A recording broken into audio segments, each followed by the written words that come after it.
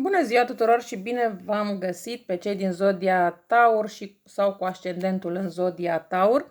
O să vă rog să vă gândiți la o situație din viața voastră la care doriți să aflați răspuns și, bineînțeles, vom vedea ce răspuns ne va da această roată.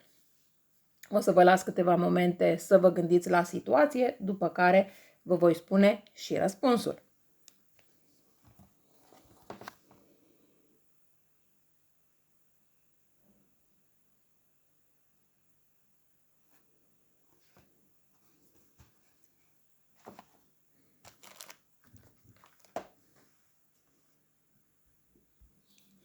Iar răspunsul la situația la care v-ați gândit este: nerăbdarea ta te duce la frustrare profundă și s-ar putea să te sabotezi luând o acțiune greșită. Ai întrebat despre un anumit lucru, în timp ce sub suprafață vrei să știi altceva. Nu lăsa gândurile negative să te abată de la scopul tău. Și mai avem încă un număr aici, și anume numărul 3. Sfat pentru tine: ai grijă la sănătatea ta și nu ignora niciun indiciu al unei probleme fizice. Iar acum să trecem la etalări. La etalare generală pentru luna iulie pentru voi. Hai să vedem. Etalare generală pentru cei din Zodia Taur pentru luna iulie.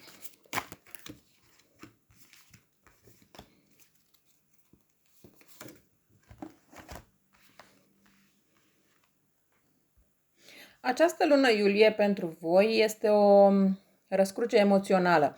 Vei fi provocat sau provocată să alegi între frica care te-a ținut trează nopți întregi și curajul de a te iubi cu forța unei regine care nu mai cere confirmări. În luna iulie, într-adevăr, ai gânduri care te macină noaptea. E posibil să te simți chiar vinovat sau vinovată, ai frici legate de ce ai pierdut sau vei pierde și inclusiv regrete care te sabotează.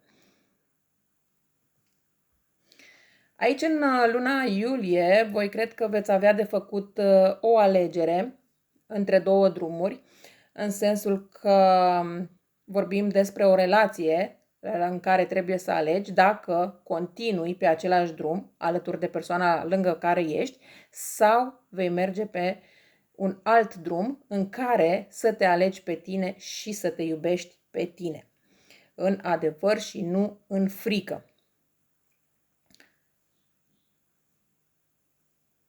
La mijlocul lunii iulie ești chemată să folosești o forță nouă, nu agresivă, ci suverană. Este o perioadă în care nu mai urli, nu mai explici, nu mai te zbați, ci doar decizi. În iulie înveți să spui nu cu blândețe, dar și ferm.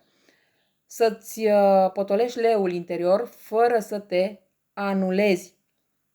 Finalul lunii iulie aduce o reconectare emoțională adevărată, fie cu cineva nou, fie cu cine e dispus să te întâlnească cu adevărat sau chiar cu tine însăți într-o relație nouă cu inima ta. Fricile tale nu sunt mai puternice decât adevărul tău. În iulie te eliberezi dintr-o închisoare mentală, alegi, nu mai aștepți, iar când o faci, universul îți răspunde cu o iubire pe măsura curajului tău. Și acum vom lua fiecare domeniu în parte și voi începe cu domeniul iubirii. Deja o carte a sărit singură, dar bineînțeles că voi mai extrage și alte cărți.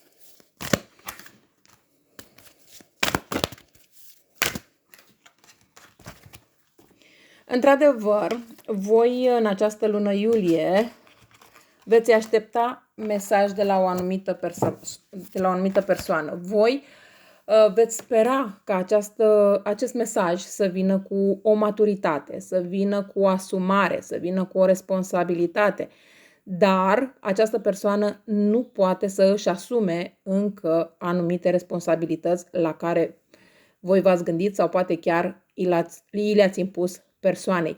Indiferent de vârsta pe care o are această persoană, că vorbim despre 20 de ani, 30 de ani, că vorbim despre 50, că vorbim despre 70, nu are importanță vârsta pe care o are această persoană. Ideea este că această persoană, din punct de vedere emoțional, nu este suficient de matur sau matură. Într-adevăr, vine cu propuneri, vine cu oferte înspre voi, vine poate cu vorbe frumoase, dar cam atât. Nu trece la fapte, nu trece la asumare, nu trece la responsabilități. Sunt doar vorbe de moment. Dar da, veți comunica, din punctul meu de vedere, mai mult scris decât verbal. Hai să vedem din punct de vedere al carierei pentru voi. Din punct de vedere al carierei pentru voi. Aici, la planul iubirii, nu știu de ce mi-a venit să spun că dacă cumva sunteți voi cei care sau cele care ați fugit de anumite responsabilități, acum în luna iulie, dacă vreți să mergeți mai departe cu această persoană, e timpul să vă asumați aceste responsabilități, pentru că altfel această relație nu va putea continua. Bun, hai să vedem din punct de vedere al carierei.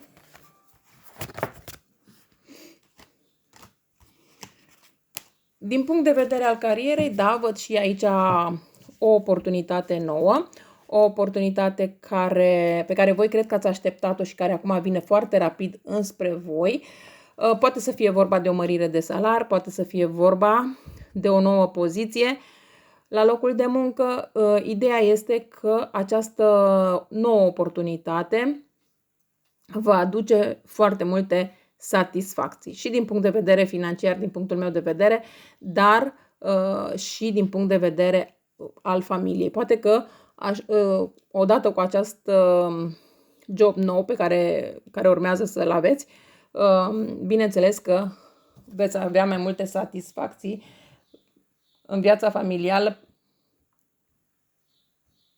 Poate reușiți să cumpărați ceva care face plăcere familiei, poate o mașină nouă, poate o casă nouă sau poate că veți putea să, nu știu, să mergeți poate într-o vacanță în care n-ați mai fost de foarte mult timp. Să vedem și planul sănătății.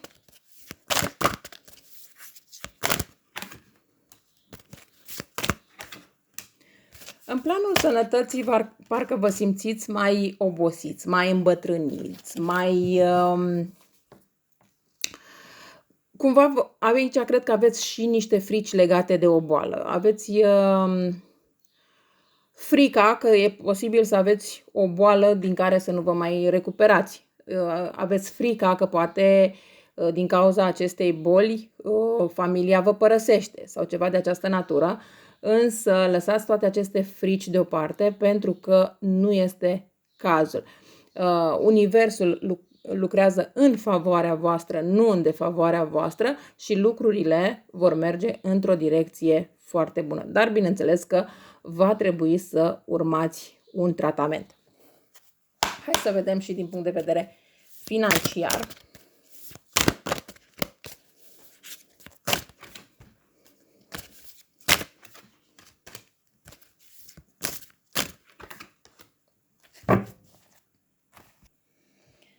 În planul financiar, fie tu, fie cineva din jurul tău nu e sincer legat de bani. Pot exista cheltuieli pe ascuns, risipă sau decizii financiare neinspirate. Posibil să fugi de o decizie importantă, o investiție, un parteneriat, o schimbare profesională. Ferește-te de scurgeri de bani sau de timp și mai ales de oameni care profită de încrederea ta. Mai văd aici un semnal clar de renunțare, fie este vorba de un loc de muncă care nu te mai împlinește, o colaborare toxică, o sursă de venit care te consumă fără sens. În această lună iulie vei avea destul de multă confuzie legată de bani, poate o alegere între două opțiuni financiare, tendința de a amâna decizia și asta te va costa. Ești într-o perioadă suspendată, aparent fără mișcare, dar în realitate sufletul tău îți cere să schimbi perspectiva, să vezi valoarea ta reală, să nu mai accepți compromisuri de subexistență.